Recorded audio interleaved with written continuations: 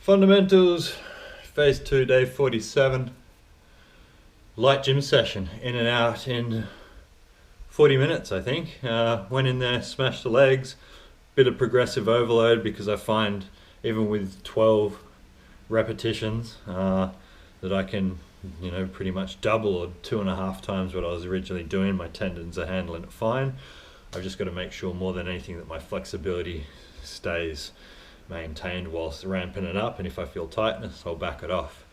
But I only do that for maybe one day and then have 2 days off to start with, and I'll do it every other day, alternating and see how that goes.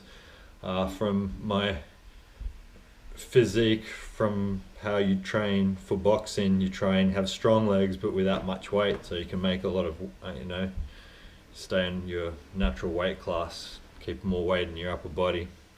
As long as you don't get fatigued in your legs, I think that's the best physique for boxing. It's not often that you see boxers like David Tua or Mike Tyson that are short and have really big legs for their weight class. It's usually taller guys with skinnier legs. But that's up for discussion. I still think that's the best boxing frame. I've never had any endurance problems with my legs. Some people might, I don't know, maybe I'm a freak of nature, but we know that's true, so who knows. I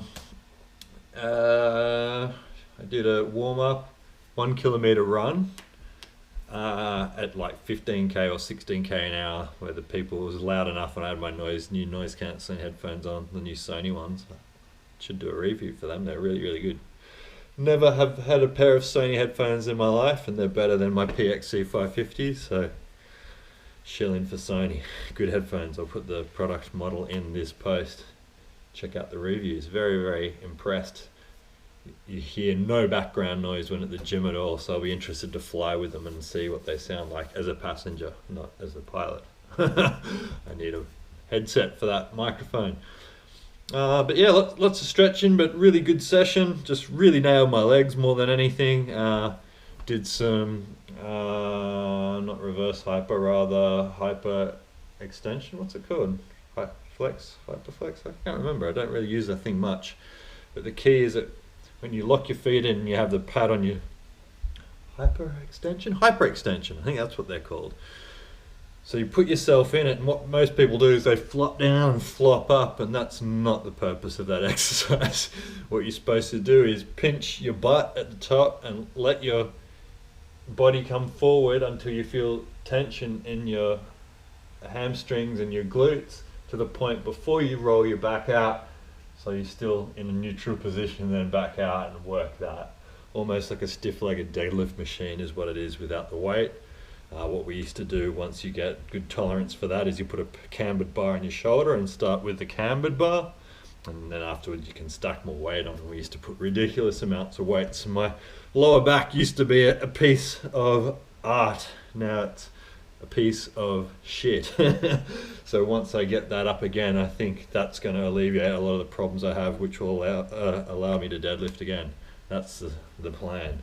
So another month of really smashing my core to make sure when I push that weight through to my stomach and press it onto my weightlifting belt that nothing's going to be moving around, so there'll be no effect to my bulging disc, which has obviously reduced a lot massively and is fine now. So just want to keep it that way. What else did I do? So hard warm up, hard and fast, smash my legs. Didn't do any arms because I did a lot of chin ups the day before.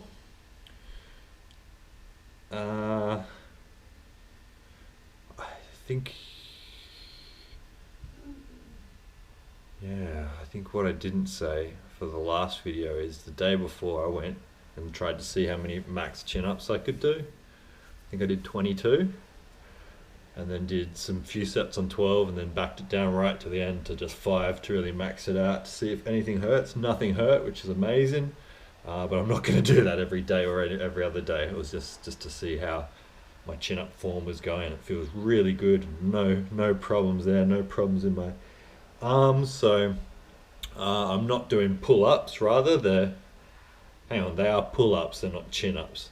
I'm trying to really relax that inside tendon there on my left arm. It's not affected at all when I do pull-ups, not affected at all when I do hammer curls, just regular curls. So I'm doing light regular curls, 3 seconds up, no pause at the top, 3 seconds down, which is good for keeping the tension on that tendon and healing it.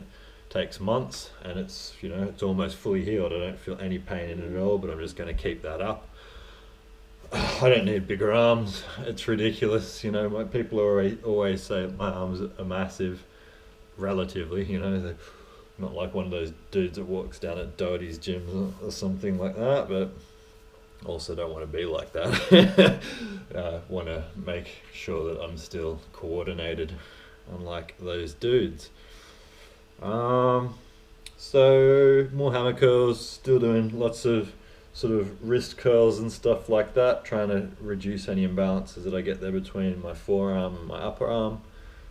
So that's going really well, so I can back off and don't really need to do so much triceps and biceps apart from the rehabilitative side of things. Give those tendons a bit of a rest, and instead focus a lot more on my core and my legs and really work that up. So that's been going really decently. I'm going to keep that up.